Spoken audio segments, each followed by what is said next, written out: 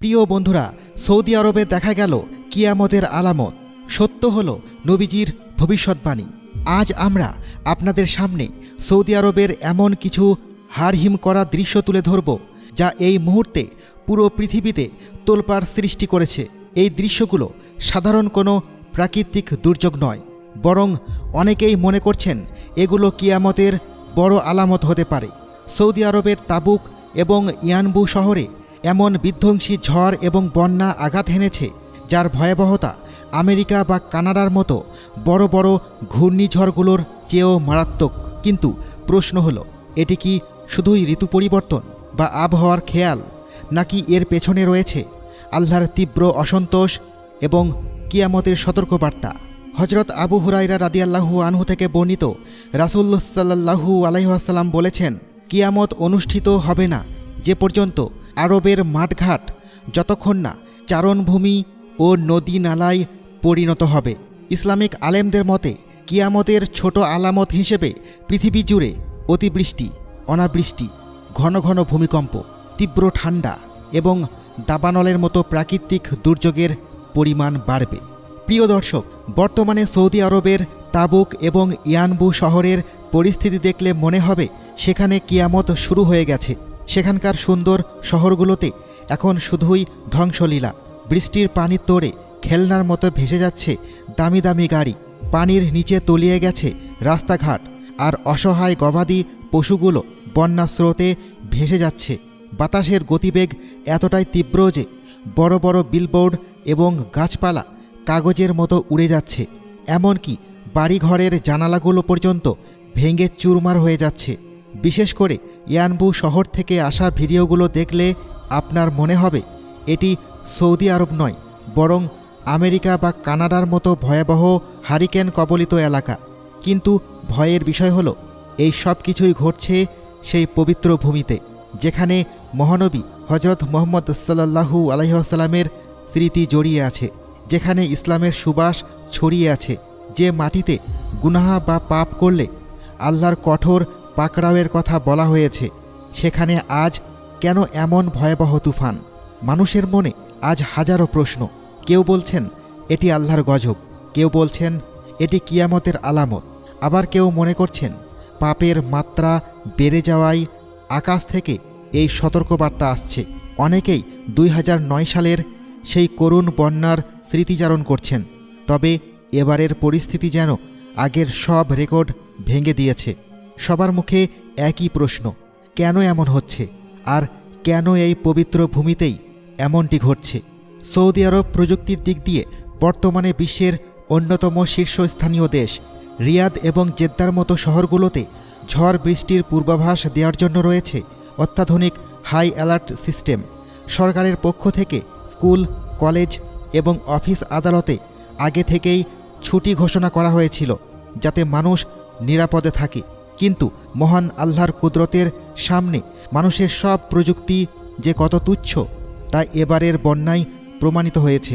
টানা 5 ঘন্টার মুষলধারে বৃষ্টি এবং ঝড়ের সামনে সৌদি আরবের সব আধুনিক প্রযুক্তি এবং ড্রেনেজ সিস্টেম অকেজো হয়ে পড়ে। রাস্তাঘাটগুলো নদীর রূপ ধারণ করেছে, বহু জায়গায় বড় বড় গর্ত তৈরি হয়েছে এবং হাজার হাজার গাড়ি পানির নিচে আটকা পড়েছে।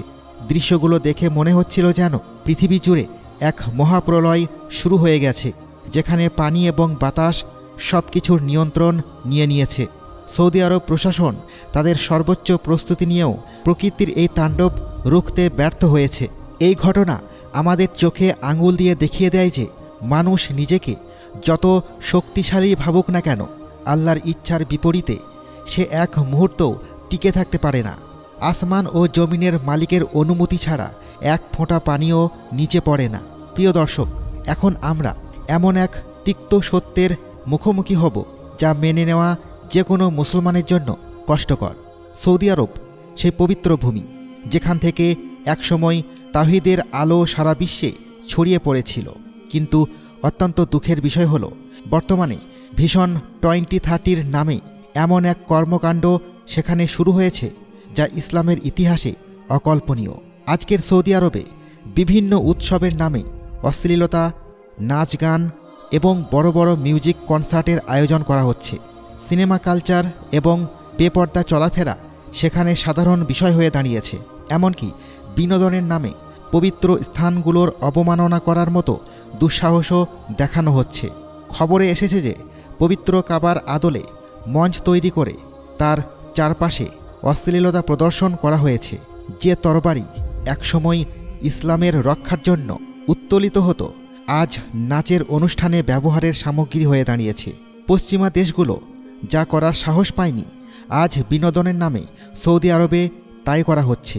প্রশ্ন জাগে, রাসূলুল্লাহ সাল্লাল্লাহু আলাইহি ওয়াসাল্লামের আমানত এই পবিত্র মাটিতে কেন এসব হচ্ছে? যেখানে ফেরেশতারা বিচরণ করেন, যেখানে আল্লাহর রহমত বর্ষিত হয়, সেখানে আজ পাপের স্রোত বইছে। আল্লাহ তাআলা পবিত্র কুরআনে স্পষ্ট করে বলেছেন, যারা চায় যে মুমিনদের মধ্যে অশ্লীলতা ছড়িয়ে পড়ুক, তাদের জন্য রয়েছে দুনিয়া ও আখিরাতে যন্ত্রণাদায়ক শাস্তি। যখন পবিত্র ভূমিতে প্রকাশ্যে পাপ কাজ করা হয়, যখন খারাপ কাজকে আধুনিকতা বা ফ্যাশন বলে মনে করা হয়, তখন আল্লাহর পক্ষ থেকে সতর্কবার্তা আসাটাই স্বাভাবিক। আজ সৌদি আরবে যে ঝড়, বৃষ্টি এবং বিপর্যয় আমরা দেখছি, তা হয়তো আমাদের থামতে বলছে, আমাদের ফিরে আসতে বলছে। এই পরিস্থিতির সাথে মিলে যায় সহিহ বুখারী শরীফের একটি বিখ্যাত হাদিস।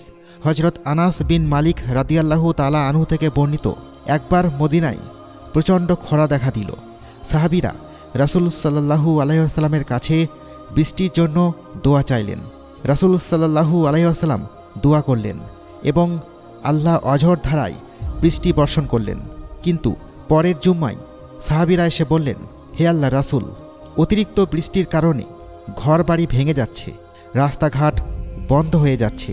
তখন নবীজি সাল্লাল্লাহু আলাইহি ওয়াসাল্লাম দোয়া করলেন, হে আল্লাহ, আমাদের আশেপাশে বৃষ্টি দিন, আমাদের ওপরে নয়।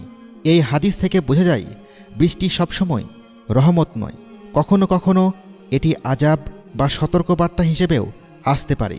আজ সৌদি আরবের আকাশে যে মেঘের ঘনঘটা, যে বাতাসের তীব্র গর্জন, তা অনেক মুমিনের হৃদয়ে ভয়ের সঞ্চার করছে। মানুষ আজ খোলা আকাশের নিচে রাত কাটাচ্ছে, কিন্তু ভয়ে ঘরে ঢুকতে পারছে না। পবিত্র কুরআন আমাদের বারবার মনে করিয়ে দেয় যে অতীতে বহু জাতি আল্লাহর নাফরমানির কারণে ধ্বংস হয়ে গেছে।